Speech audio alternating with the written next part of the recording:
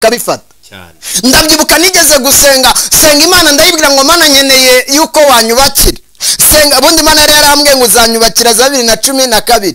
none ndangije ndasenga ariko biranga abamedi n'abaperesi barabiherana hari icyo bita guherana ibisubizo byacu ariko iyo twasenze biremera vugira ngo amen ndasenga nyimara kuyisenga Imana irambwira ngo mwana wanjye bari barabifashe ariko Uwiteka ndabikoze ngiye kubiguha ndasenga 2012 ndatangiza umushinga mutangije ngeze mu itorero batireka da ibibaho hari impapuro zituzuye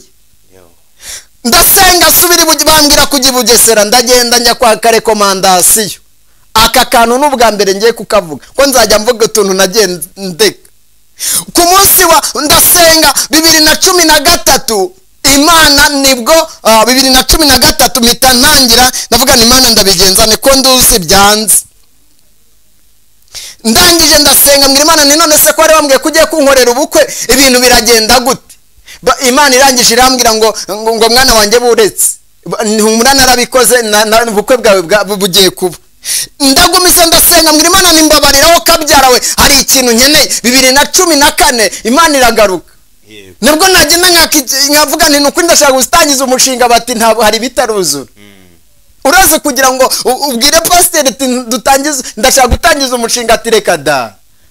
hari amakuru tujya twumva turashaka kuyamenya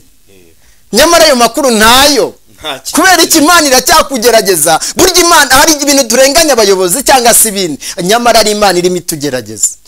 noneho icyo genda ndongera mbwira madamu sheri wanjye ndamugana none se sheri mbigenze 2010 nyamara Imana ari imiteganya Imana ari imiteganya kigeza 2014 nibwo noneho nageze numva umutima wanjye utangiye gucika intege ndavuga ntese Imana yanjye kuki ibi bintu birimo bingendaho Imana irambwira ngo mwana wanjye ndakureba muri ubukwe bwa bugiye kuba